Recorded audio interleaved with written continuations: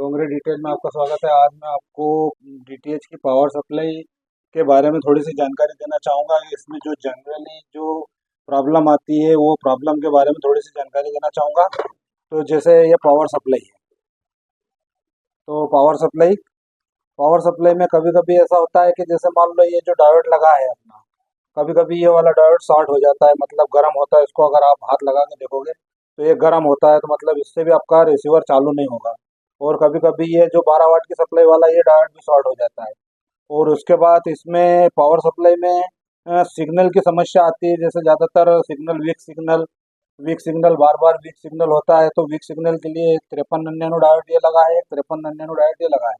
तो इसको आप चेंज कर दो। चेंज करने के बाद अगर मान लो तो इसके बाद भी अगर आपका वीक सिग्नल समस्या दूर नहीं हो रही है, तो एक डायोड को आपस में शॉर्ट कर दो, एक तार के टुकड़े से, छोटे वाले वायर से इसको शॉर्ट कर दो।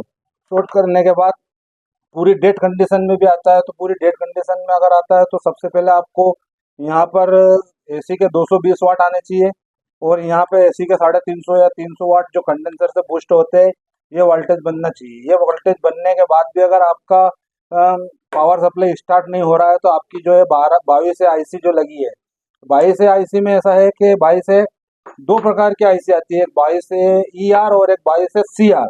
तो ये याद रखना है आपको कि 22 में आपको ई आर डालना है कि सी आर डालना है। इसमें बारीक अक्षर में, बिल्कुल बारीक अक्षर में लिखा रहता है कि जैसे 22 है, पीछे लिखा रहेगा ई आर और सी आर। तो दो तरह की पावर आती है, जैसे मान लो ये पावर भी है और एक ये पावर भी है। तो इसमें इसमें ग्राउंड देखो, ग्राउंड इसमें बिल्कुल सेम है। मतलब चार ही टांग जो है, मतलब जो चार ही ग्राउंड है, और चार अलग अलग है जो अपने ऑटो कपलर पे जाती है। और इसमें ऐसा है पावर सप्लाई में कि सभी सप्लाई अलग अलग है। जैसे ये वाली पिन अलग है, ये पिन अलग, ये अलग। तो ये हो गई ई आर और ये हो गई सी आर। मेरा वीडियो बनाने का मेन मतलब ये था कि जैसे मान लो इसमें आईसी कभी कभी आप डालते हो दुकान से लेकर, तो ये आईसी डालने के बाद आपकी पावर जनरेट नहीं होती है। तो उसका कारण ये है कि आप जब आईसी लेने जाते हो, तो आप उस पर बारीक अक्षर से देखते देखते नहीं हो कि ये ई आर है कि सी आर है। तो सबसे पहले ये पता लगा लो कि ये ई आर है कि सी आर है। तो ई आर और सी आर दोनों अगर आप एक से एक आपस में डालोगे तो आपकी पावर सप्लाई नहीं बनेगी। और कभी कभी ऐसा होता है कि शॉर्टिंग आ जाती है। तो शॉर्टिंग आने की वजह से, शॉर्टिंग जो आती है वो अपने जो चार डायोड रहते हैं, ये 4007, इसमें से कोई से डायोड शॉर्ट हो जाते हैं। तो आपको डायोड चेकिंग करने की, चेकिंग तो याद आता होगा। जैसे मान लो जो नए हैं उनके लिए है, अगर मान लो नहीं आता हो तो नए के लिए बता रहा हूँ। एक तरफ वो मीटर चलना चाहिए और एक तरफ नहीं चलना चाहिए। मतलब अगर मान लो एक तरफ आपका मीटर लेट चल रही है, नहीं एक तरफ नहीं चल रही है, तो डायोड सही है।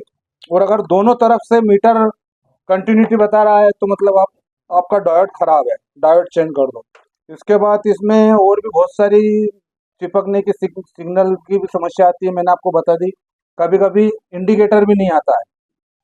पावर सप्लाई 12 वाट बन रही है और आपका इंडिकेटर नहीं आ रहा है, मतलब आपकी डिस्प्ले चालू नहीं हो रही, तो आपका ये मेन वाला डायोड भी कभी कभी खराब हो सकता है। ठीक है दोस्तों, वीडियो अगर अच्छा लगा हो तो लाइक करो, सब्सक्राइब करो और बेल आइकन को प्रेस करो, ताकि जो भी वीडियो लेके आऊँ सबसे पहले आपके पास पहुंचे।